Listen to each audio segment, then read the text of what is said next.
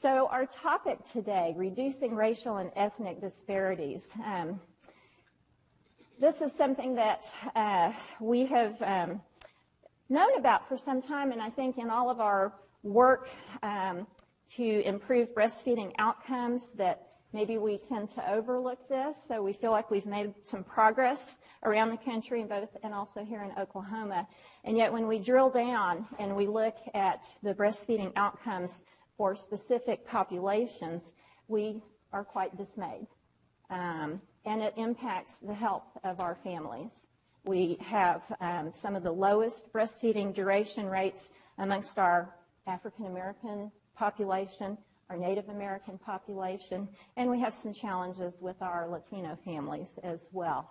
And that impacts health. We know that in Oklahoma, since 1980, when they first started tracking infant mortality rates, we this year, or for 2014, had the lowest infant mortality rate in our state's history. Yay. That's a lot of work. Yay to our health department partners for all the work that they've done through a variety of state initiatives, including their support for breastfeeding initiatives. But when we drill down and look at that, I don't know how many of you are aware that our African American babies die at about 3 times the rate of the rest of the state. That's a travesty. And we know that breastfeeding can impact those outcomes. So that's our goal today, is to, I think the first step towards addressing a challenge like that is just becoming aware. And we're not going to solve all the issues today, but hopefully we'll learn maybe what some of the challenges are, why we're seeing those outcomes, and maybe learn a little bit of what we can start to do to turn those around.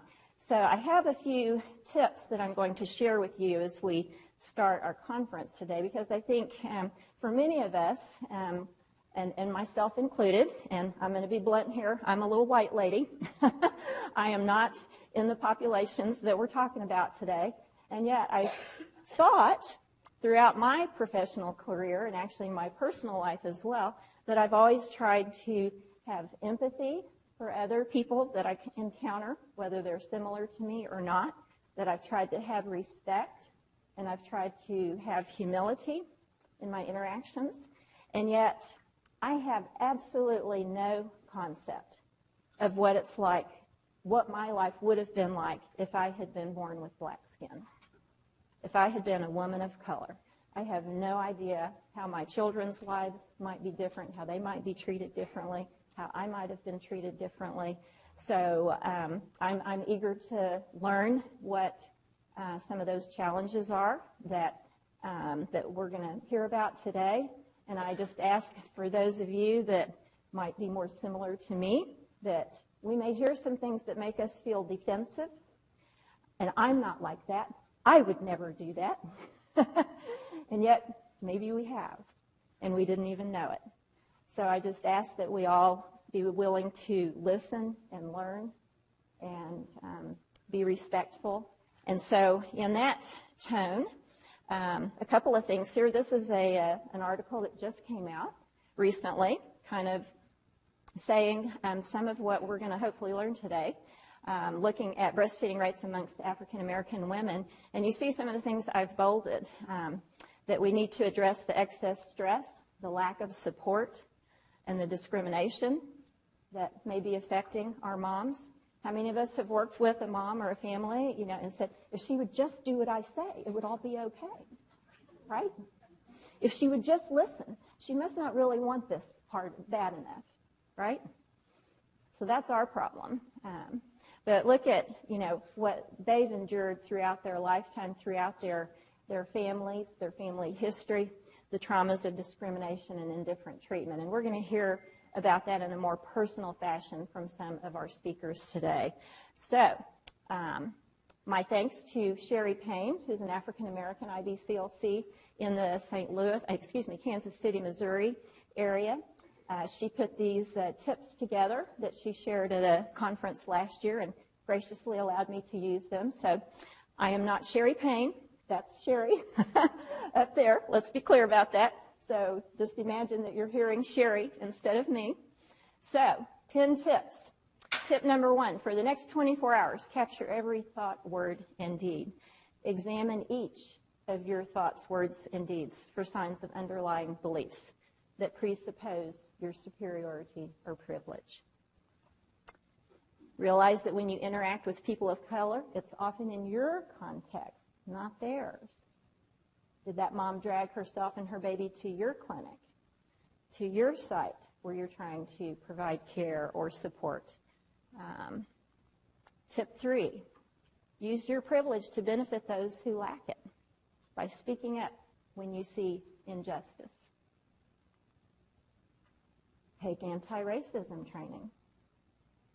How many of you have had any kind of cultural diversity training? All right, good. Let's see a few hands. How many of you feel you need that or it would be helpful? I know I've had some and I could use more. Give way to a person of color. Let them get in front of you on the freeway. Let them go through the door before you do. Advocate for scholarships to benefit underrepresented communities and communities of color for events and activities.